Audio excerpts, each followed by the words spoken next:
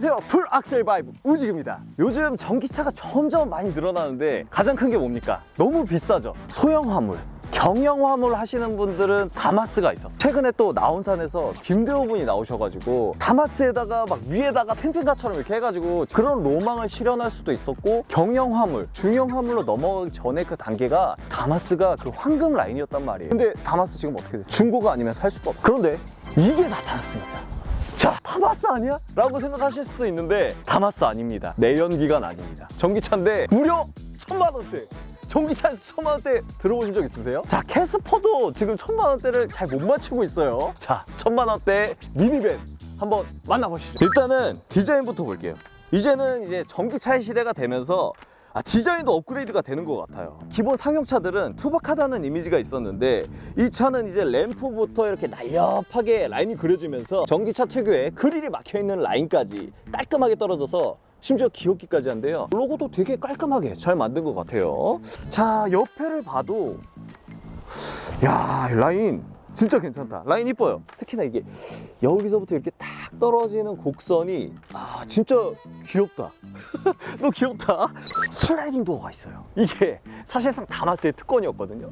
국내 차에서는 카니발 아니면은 슬라이딩 도어 넣어주지도 않았어. 한번 열어볼까요? 오, 부드러워. 괜찮습니다. 부드럽고 괜찮고. 슬라이딩 도어가 열렸을 때 네. 일반 차들은 이만치 튀어나와요. 근데 보시면 저희는 거의 그냥 붙어 있어요. 그렇기 때문에 좁은 공간에서 문을 열고 닫을 때도 슬라이딩 도어임에도 불구하고 더욱더 쾌적하게. 이게 열렸을 때 이 격차가 좁다는 말씀이신 거죠? 와, 이게 그리고 전폭이 그렇게 넓지가 않잖아요. 그래가지고 이제 좁은 골목길이라든지 이런 거 갔을 때 그냥 바로 들어가서 문콕이라던가 긁힘, 카니발 탈 때 조금 이렇게 딱 열다가 긁힐까 말까 하는 불안한 구간들이 있잖아요. 그런 것들은 이제 전혀 걱정할 필요 없이 필요한 만큼만 열어줘가지고 할 수 있는 이 실용성까지 있다. 사실 이 밑에를 좀 보시면은 제가 진짜 괜찮다고 생각한 부분들이 있는데 이렇게 수납 공간이 있어요. 와, 요거는 진짜 여기 밑에다가 이제 저희가 짐 같은 거 많이 실으시잖아요. 짐 높이가 너무 많이 든다. 그럼 여기다가 줄자 넣어가지고 바로 뽑아가지고 길이도 잴 수 있고 바로 뜯어주세요. 그러면은 여기서 커터칼 꺼내가지고 바로 자를 수도 있는 거예요. 그러니까 이게 활용도가 대단하다. 수납 번들을 보시면은 여기는 이제 카트를 실을 수가 있어요. 이게 미친 건데 카트를 실어가지고 긁히기도 하고 여기저기 막 벽에다가도 부딪힌단 말이에요. 이런 것들을 좀 방지해 줄 수 있게 이제 카트도 딱 집어 넣어가지고 이 경영 화물을 위한 아주 완전 솔루션이라고 할 수 있겠네요. 진짜 좋은데? 상용차 같은 경우에는 전고를 또 중요하게 생각하거든요. 전고에 따라서 짐을 어떤 걸 실을 수 있느냐에 그 재질이 달라진다 이 말입니다. 전고가 이게 1950이에요. 근데 뭐야, 스타리아가 2000이에요. 1950이면 진짜 실을 만한 짐들은 웬만한 건 다 실을 수가 있습니다. 한번 들어가 보겠습니다. 자, 이 차가 일본에서 설계를 했거든요. 근데 일본 차가 실용성이 미쳤는데 이게 수납에서 드러납니다. 자, 한번 보여드릴게요. 미쳤어. 이 위쪽에 바로 수납함 있고요. 여기다가도 위에다가도 하나 더 있고, 그럼 여기 오른쪽에도 이렇게 명함이라던가 뭐 간단한 짐 같은 거 놓을 수도 있고, 밑으로 좀 보면은 여기도 수납이 있습니다. 그 다음에 컵홀더 넣을 수도 있고요. 약간 파티션도 있고. 엄청 막 넓은 건 아닌데 길쭉하게 해놓으니까 이게 또 실용성을 살렸어. 일본에서 설계한 차 아니랄까봐 진짜 실용성은 대박이네요. 근데 이게 경영이라고 또 무시하지 못할 게 350kg이 적재가 가능합니다. 트렁크를 열면 이렇게 켜지고 앞에서 이제 조작 가능한 조명 버튼을 누르면은 켜줄 수가 있는 거. 이게 야간에서 또 경량 택배를 하시거나 뭐 짐을 실으실 때 캠핑장에 왔을 때 조금 해가 저물고 있잖아요. 이럴 때 사용하면은 굉장히 또 좋다는 점. 자, 그러면은 1000만원짜리 차니까 안전하지 않겠네 라고 생각하시는 분들이 있을 수도 있어요. 깜짝 놀랄 준비하세요. 제가 외워드릴게요. 차량 자세 제어, ABS, 타이어 공기압 경고 장치, EDB라고 적재량에 따라서 제동력을 자동 배분해주는 기능이 있습니다. 이게 진짜 화물차에서는 진짜 필수적인 요소거든요. 그러니까 안전한 사항은 그냥 다 기본으로 때려 박은 거야. 끝나신 줄 알았죠? 앞차 출발, 전후방 자동 비상 자동 재생 장치, 그 다음에 다마스. 항상 할 때 뭡니까? 경사로까지 가면은 이게 밀려가지고 막 사람들이 직접 올려주고 막 그랬어야 됐어. 경사로 밀림 방지, 오출발 경보로 경고 및 장애물 시 급출발 방지까지 해줘. 근데 이렇게 따지면은 내 차보다 좋은 거 아니야? 클러스터도 와, 이게 나는 여기 담았으면 난 진짜 무조건 사지. 1000만원대인데 이게 디스플레이도 짱짱하게 들어가 있고요. 이거 뭐야, 디지털 룸미러 아니야? 디지털 룸미러를 넣어놨다고? 1000만원짜리에? 미친 거 아니야? 다마스 같은 경우는 바퀴가 여기 달려 있어요. 네, 엉덩이 밑에 바퀴가 달려 있고 축구가 굉장히 짧아요. 네. 전방에서 추돌을 하게 되면 그냥 탑승자석까지 밀고 들어와 버려요. 아 여기가 이제 개입이 될 수가 바퀴가 있겠네요. 여기 있습니다. 이 차량 같은 경우는 보시면 축구가 굉장히 길죠. 아 그러네요. 축구가 길면 주행 안전성이나 코너링 시의 안전성도 훨씬 더 높아요. 아 이 차량은 화물차인데도 불구하고 서스펜션이 판스프링이 아니고요. 전륜 레퍼슨에 네. 후륜 3링크 멀티가 들어가요. 경영 화물에서는 거의 최초라고 화물차 들었거든요. 전체에서 아예 최초예요. 아, 왜냐면 진짜요? 거의 다 판스프링이 들어가니까 일반 중형 세단, 그것도 고급형에 들어가는 멀티링크가 들어가는 거예요. 후륜이. 그러니까 승차감도 훨씬 좋고. 그러니까 이제 일본에서 개발했다고 말씀드렸던 게 또 거기서 강점이 뭐냐면 이 회전축이 굉장히 좋아요. 와 이게 그냥 차로 치면은 차 그냥 2대가 서 있을 공간인데 이게 승용차였다면 한 번에 돌았을 거예요. 그러네요. 카니발이 진짜 차 2대가 그냥 딱 서 있을 공간이거든요. 근데 그냥 카니발 아니었으면 진짜 한 바퀴 돌았을 것 같습니다. 한 번에 돌죠. 오 돌아집니다. 오. 와 확실히 이런 것까지도 기술력이라고 볼 수가 있겠네요, 그죠? 그렇죠. 아 진짜 대박이다. 화물을 이제 바로 실으러 가야 될 상황이에요. 그래서 제가 깜빡하고 사이드도 안 채우고 그냥 바로 내리면은 바로 N으로 변했습니다. 여기도 N으로 변하고 딱 채우면 다시 변속을 하면은 다시 뒤로 변합니다. 이게 진짜 안전에 완전 신경을 많이 쓴 거예요. 화물하시는 분들도 급한 일 생겨도 전혀 걱정 없이 내릴 수 있다. 아이나비 제품으로 블랙박스 내장형.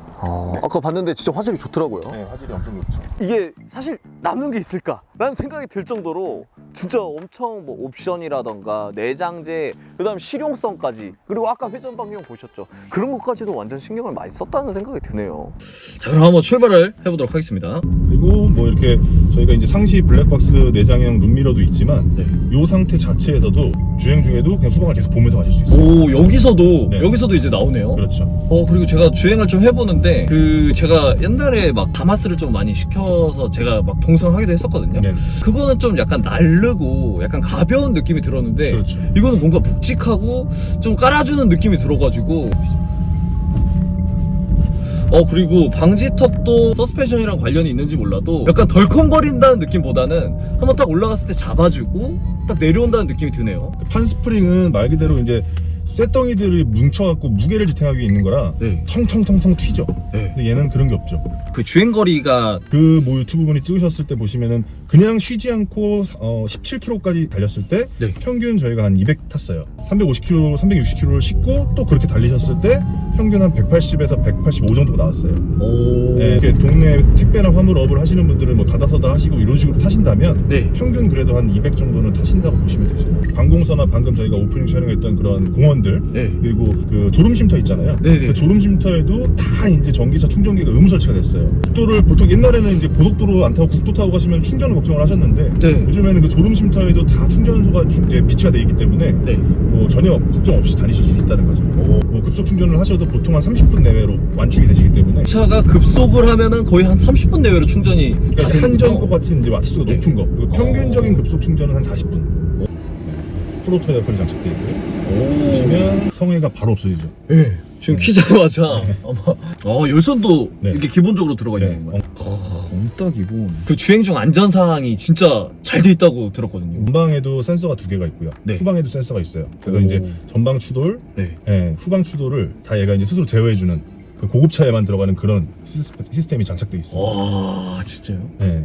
이게 과연 1000만 원대에 나올 수 있는 전기차인가라는 생각이 그래서 들긴 레이저 하네요. 근데 계속 주행하면서 느끼는 거는 이 코너 돌 때나 어디 좁은 데 갈 때는 진짜 스트레스가 1도 없네요. 제가 교통지도를 좀 죄송합니다.